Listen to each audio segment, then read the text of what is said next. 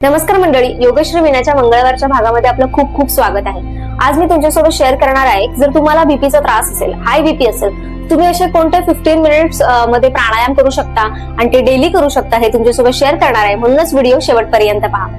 हा प्राणायाम सुरू करण्याआधी तुम्हाला तुमच्या डॉक्टरांचा योग्य तो सल्ला घ्यायचा आहे आणि मगच प्राणायाम सुरू करायचा आहे।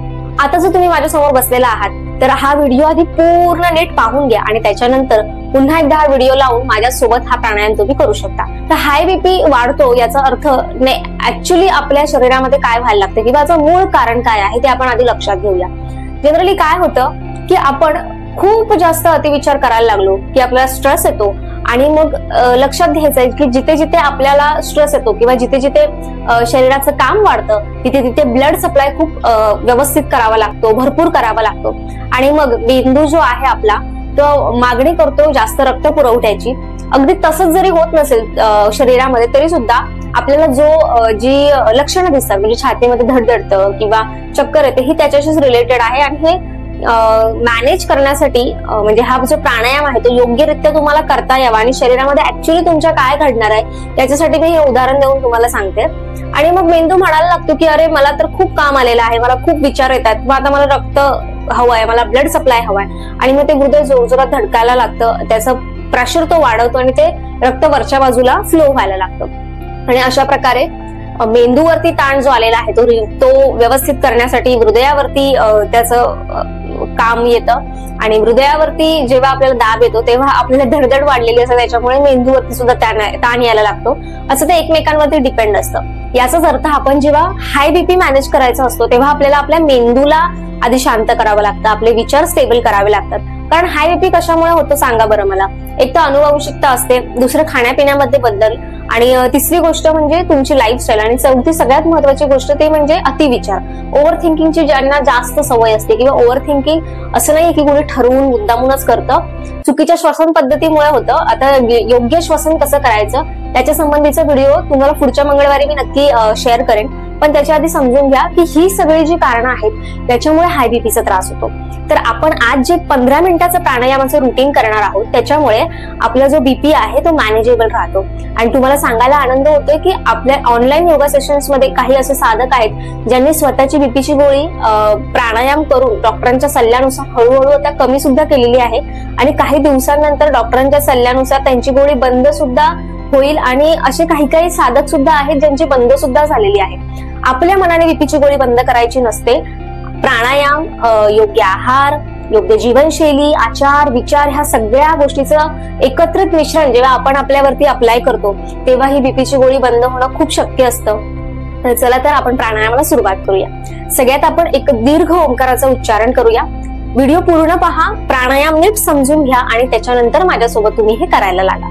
जेव्हा तुम्ही कराल तेव्हा सुद्धा टीव्ही वरती किंवा मोबाईल वरती तुमच्या हे समोर ठेवून व्हिडिओ चालू ठेवून तुम्ही हे करू शकता। सगळ्यात आधी आपल्याला सुरू करायचं आहे ओंकाराचं उच्चारण। काही करायचं नाही, अतिशय शांतपणे खाली आसन घालून बसायचं। समजा जर तुम्हाला खाली मांडी घालून बसता येत नसेल, खूप जास्त वय असेल तर तुम्ही चेअरवरती वगैरे बसून केलं तरी काहीच हरकत नाही। फक्त लक्षात ठेवायचं आपण जर चेअरवरती बसलेलो असू किंवा आपण कुठे सोफ्यावर बसलेलो असू तर खाली काहीतरी असं अंतरलेलं घालायचं, म्हणजे जमिनीवरती आपला पाय डायरेक्ट ठेवता येणार नाहीत अशा प्रकारे, म्हणजे स्पर्श नाही झाला पाहिजे जमिनीला। साधी मांडी घालू शकता, अर्ध पद्मासन घालू शकता किंवा पद्मासन घालू शकता। बाय द वे पद्मासन कसं करायचं किंवा पद्मासन मध्ये आपल्याला कसं बसता येईल यासाठीचा एक शॉर्ट व्हिडिओ अपलोड केलेला आहे, तो तुम्ही बघू शकता। अर्ध पद्मासन मी इथे घातलेला आहे, म्हणजे माझा एक पाय वरती आहे आणि दोन्ही हात मी मांडीवरती ठेवलेले आहेत, कंबर पाठमान सरळ केलेली आहे। आपण आपल्या आजच्या साधनेला सुरुवात करत आहोत, त्याच्यामुळे ओंकाराने सुरुवात करायची आहे। दोन्ही हाताची ज्ञानमुद्रा, डोळे बंद केलेले आहेत, दीर्घ श्वास भरा, पूरक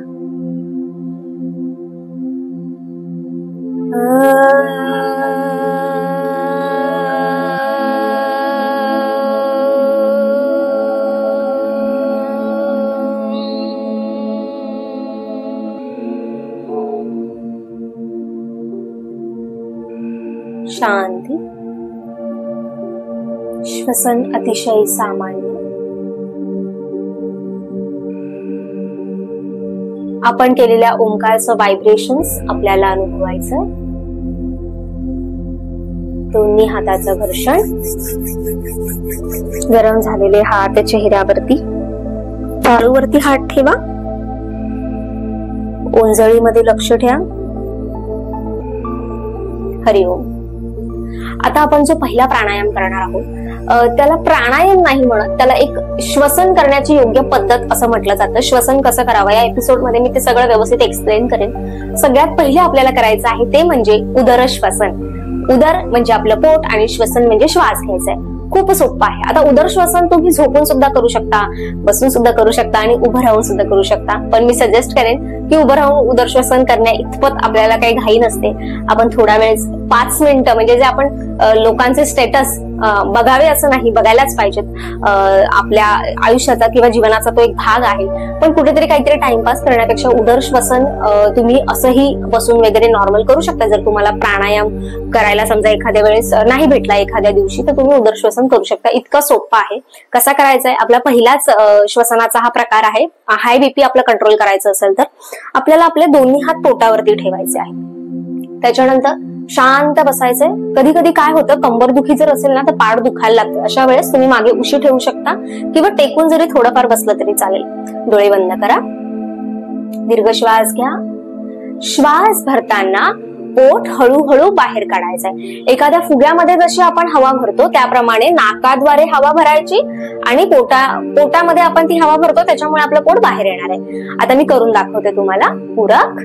पूरक म्हणजे श्वास भरायचा, रेचक म्हणजे श्वास सोडायचा. पूरक श्वास भरा, पोट बाहेर. पूर्ण श्वास भरलाय. हळूवार श्वास सोडत सोडत पोट आतमध्ये.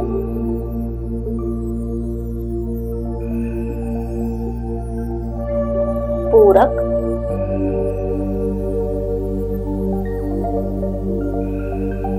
रेचक श्वास सोडत सोडत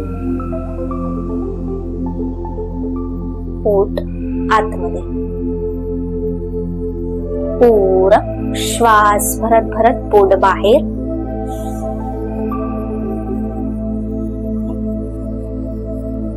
श्वास सोडत सोडत पोट आतमध्ये.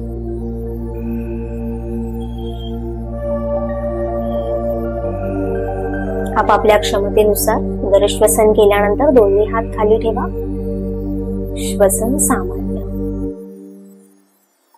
आता आपल्याला दुसरा श्वसनाचा प्रकार करायचा आहे, तो म्हणजे आपल्याला नाकाने श्वास भरून तोंडाने उच्छ्वास करायचा आहे. कसं करायचं? दोन्ही हात आपले मांडीवरती ठेवायचे. डोळे परत बंद करा. आता कधी कधी काय होतं, सुरुवातीला अचानक आपण जेव्हा प्राणायाम करायला लागतो तेव्हा डोळे बंद केल्यानंतर काही काहींना चक्कर यायला लागते. अशा वेळेस सुरुवातीचे काही दिवस डोळे उघडे ठेवून जरी प्राणायाम केला तरी चालतो. पण लक्षात घ्या, प्राणायाम करत असताना डोळे खरं तर आपल्याला बंद ठेवायचे असतात. पण जर आपल्याला चक्कर येत असेल तर आपण डोळे उघडे ठेवून प्राणायाम काही दिवस सुरुवातीचे करू शकतो. आपल्याला दोन्ही हात मांडीवरती ठेवायचे. नाकाने दीर्घ श्वास भरायचा. आता लक्षात घ्या, आपण आता श्वास भरत आहोत, आपलं पोट बाहेर येणार आहे.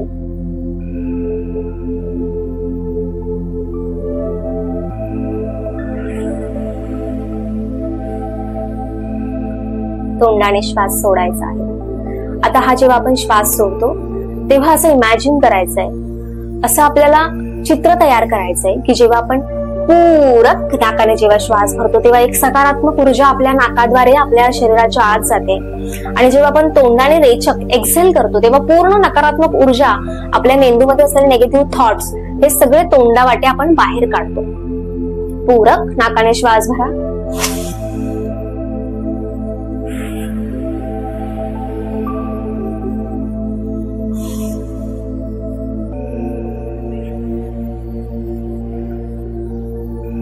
आता इथे जोरजोरात आता जसा माझा आवाज होतो तसं काढायची काहीच गरज नाहीये. तुम्हाला समजावं म्हणून मी व्हिडिओमध्ये हे दाखवते आहे. तुम्हाला हळूहळू कसं करायचंय? पूरक. पुन्हा एकदा तुम्हाला व्यवस्थित समजायला पाहिजे म्हणून दाखवते. पोटावरती हात ठेवायचा नाहीये, फक्त नाकाने श्वास कसा भरते बघा मी. पूरक.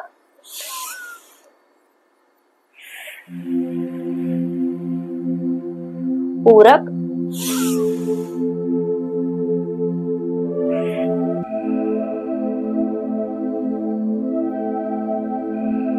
अशा प्रकारे हळूवार आपल्याला आपला दुसरा श्वसनाचा प्रकार करायचा. त्यानंतर आता ऍक्च्युली प्राणायाम करायला आपण सुरुवात करत आहोत.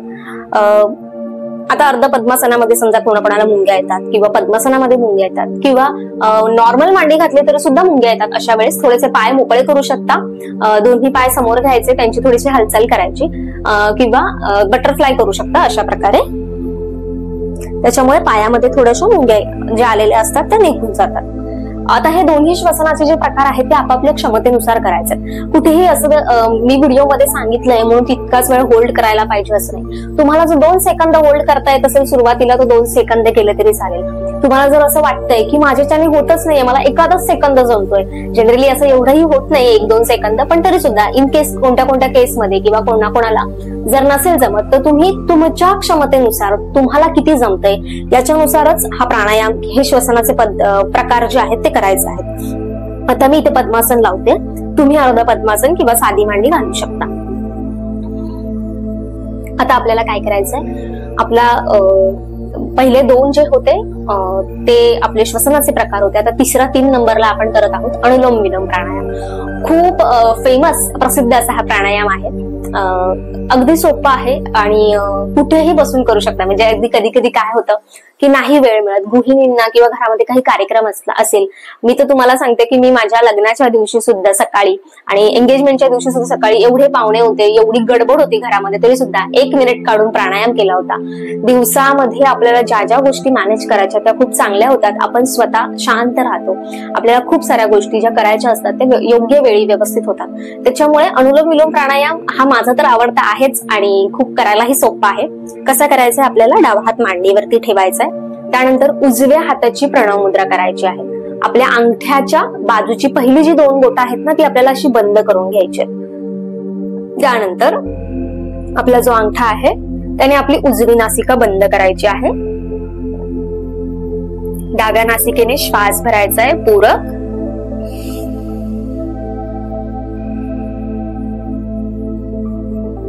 आपापल्या क्षमतेनुसार होल्ड केल्यानंतर रेचक उजव्या नासिकेने.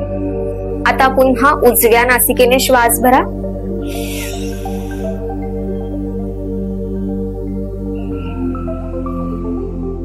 डाव्या नासिकेने श्वास सोडा. सुरुवातीला जेव्हा तुम्ही हा प्राणायाम करता तेव्हा कुठेही होल्ड नाही केलं तरी चालेल. तुम्हाला काय करायचंय, फक्त तुमच्या डाव्या नासिकेने श्वास भरायचा, उजव्या नासिकेने सोडायचा. त्यानंतर उजव्या नासिकेने श्वास भरायचा,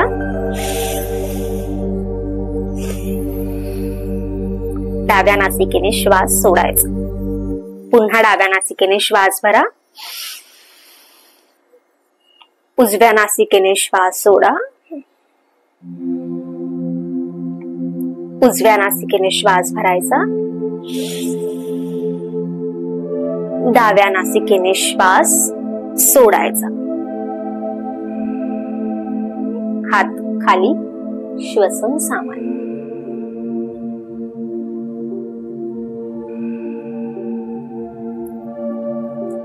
अनुलोम विलोम प्राणायाम करताना आपण काय करतोय, डाव्या नासिकेने श्वास भरतोय, उजव्या नासिकेने सोडतोय, उजव्या नासिकेने श्वास भरतोय, डाव्या नासिकेने सोडतोय. असं आपला 1 राऊंड होतो. असे तुम्ही 5 ते 6 राऊंड आपापल्या क्षमतेनुसार करायचे आहेत. त्यानंतर आता आपला 4था प्राणायाम आहे तो म्हणजे ओमकार प्राणायाम किंवा ओमकार नाद असं आपण त्याला म्हणतो. ओमकार नाद करण्याआधी आपल्याला 3 वेळा ओमकाराचं उच्चारण करायचं आहे. त्यानंतर एका श्वासामध्ये 5 ते 7 वेळा ओमकाराचं उच्चारण करायचं आहे. लक्षात घ्या, जेव्हा आपण ओमकारचं उच्चारण करतो तेव्हा त्याच्यामध्ये अ, उ आणि म अशा 3ही अक्षरांचं वर्णन किंवा 3ही अक्षरांचं उच्चारण आलं पाहिजे. खूप सोपं आहे. पुन्हा लक्षात घ्या, आता जर तुम्ही माझ्यासोबत जर प्राणायाम करत असाल आणि जर पद्मासन घातलेलं असेल, पायात मुंग्या आले असतील, साधी मांडी घातली तरी चालेल. कोणत्याही प्रकारचा शरीराला त्रास देत प्राणायाम करायचा नाहीये. कारण बरेचदा काय होतं, आपण पद्मासनातच बसायचं आहे, अर्ध पद्मासनातच बसायचं आहे, कुठच्या तरी वेगळ्या आसनामध्येच बसायचं आहे, या भानगडीमध्ये आपण ते जबरदस्ती आसन घालून बसतो आणि मग त्या श्वासावरती लक्ष राहत नाही आणि श्वासावर लक्ष राहत नाही आणि त्याच्यामुळे प्राणायाम सुद्धा व्यवस्थित होत नाही. त्याच्यापेक्षा हळूहळू कम्फर्टनुसार प्राणायाम करायला सुरुवात करायची. हळूहळू कम्फर्टनुसार आपल्याला जसं जसं जमेल तशा आसनांमध्ये प्राणायाम करायला सुरुवात करायची आहे. आणि जर तुम्ही हे खूप लॉंग टर्म मध्ये कराल ना, तर तुम्हाला हे आसनं नक्कीच जमतात. तुम्हाला प्राणायाम सुद्धा या आसनांमध्ये बसून करायला यायला लागतो. आता आपल्याला ओंकारनाद करायचा आहे. त्याच्या आधी 3 वेळा ओंकार. डाव्या हातामध्ये उजवा हात ठेवा, डोळे बंद, पूरक श्वास भरा.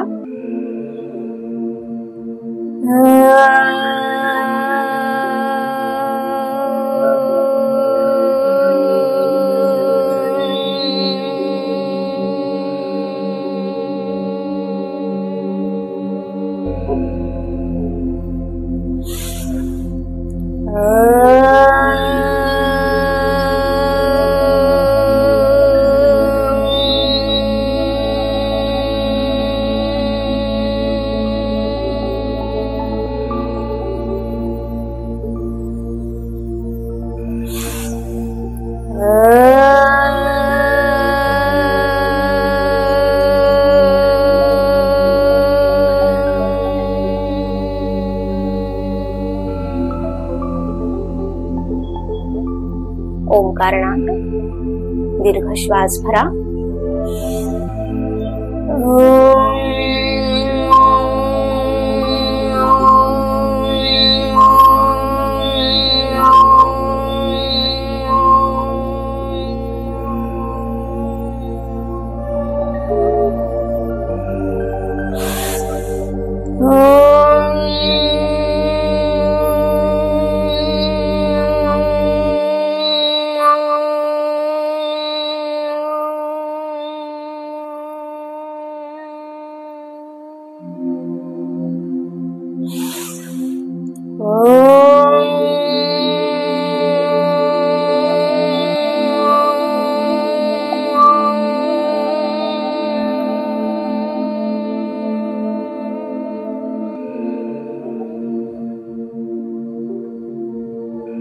शांती. आपण केलेल्या ओंकारनादाचं गुंजन, त्याचे व्हायब्रेशन्स आपल्या संपूर्ण शरीरामध्ये आपण अनुभवत आहोत. बघा, आपलं आपसुकच दीर्घ श्वसन व्हायला लागलंय. आपलं पोट श्वास भरताना आपोआप बाहेर येतंय, श्वास सोडताना पोट आत जातंय. सावधान. आपण शेवटचा प्राणायाम करणार आहोत, भ्रामरी प्राणायाम. भ्रामरी प्राणायाम करताना आपल्याला आपल्या अंगठ्याने आपल्या कानाच्या पाळ्या बंद करायच्या.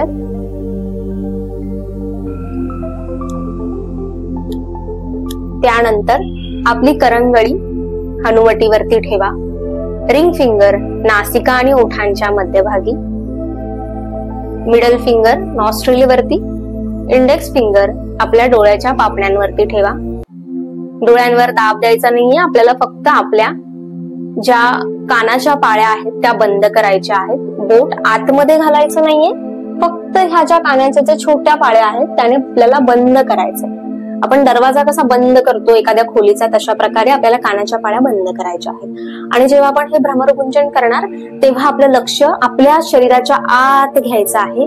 आपल्या शरीराच्या आतमध्ये असणाऱ्या त्या परब्रह्माच्या, त्या चैतन्य शक्तीच्या ज्या लहरी आहेत, ती पॉझिटिव्ह एनर्जी आहे, ती अनुभवायची आहे. रेचक श्वास सोडा. पूरक.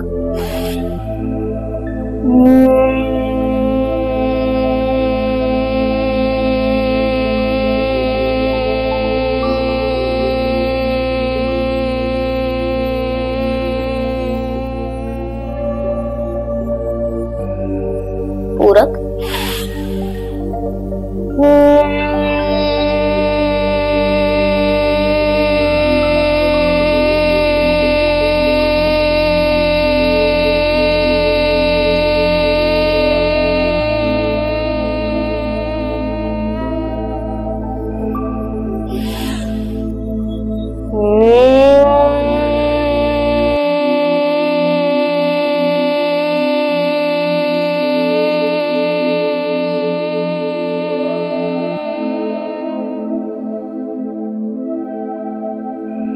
आपापल्या क्षमतेनुसार 2 ते 4 वेळा तुम्ही भ्रामरी प्राणायाम करू शकता।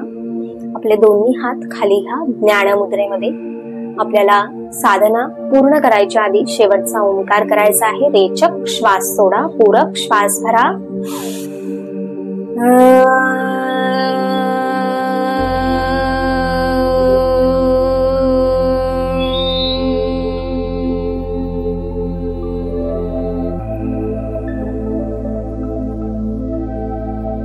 दोन्ही हात सोडा। त्या परब्रह्माने, त्या चैतन्य शक्तीने आपला श्वसनाचा, प्राणायामाचा हा 15 मिनिटाचा जो काही कार्यक्रम आहे, 15 मिनिटाचं जे काही रुटीन आहे ते आपल्याकडून छान आजच्या दिवसासाठी पार पाडून घेतलंय। यासाठी त्याचे आभार माना। संपूर्ण श्वसन अतिशय सामान्य। दोन्ही हाताचं घर्षण करा। गरम झालेले हात तुमच्या चेहऱ्यावरती फिरवा, टाळूवरती ठेवा, कानावरती ठेवा। दोन्ही हात तुमच्या चेहऱ्याच्या समोर हळूवार ओंजळीमध्ये डोळे उघडा। आपलं संपूर्ण लक्ष हाताच्या तळव्यांवर। आपल्या डोळ्यांमधून निघणारी ऊर्जा आपल्या हाताद्वारे आपल्या शरीरामध्ये पुन्हा प्रवेश करत आहे। हरिओम। तर हे 15 मिनिटाचे प्राणायाम जो तुम्ही रोज केले किंवा जर रोज जमत नसतील पण जर तुम्ही आठवड्यातून 3 ते 4 वेळा केले तर तुम्हाला खरंच तुमचा हाय बीपी मॅनेज करायला खूप खूप मदत होईल। या व्यतिरिक्त हाय बीपीचे क्लासेस आपल्याकडे आहेत, म्हणजे हाय बीपी तुम्हाला कसं मॅनेज करायचं यासंबंधी आम्ही योगा सेशन्स घेतो। या संबंधीची तुम्हाला माहिती हवी असेल तर 9987183744 इथे स्क्रीनवर सुद्धा तो व्हॉट्सअप नंबर मी तुम्हाला देईल। आमचं अनाहत योग चिकित्सा केंद्रामध्ये आम्ही ऑनलाईन हाय बीपी मॅनेज करण्यासाठी कोणते कोणते प्राणायाम करायचे किंवा लाईफस्टाईल मध्ये काय काय तुम्हाला बदल करायचे आहेत हे सांगतो। तुमचं पर्सनल काउन्सिलिंग होतं त्याच्यामध्ये।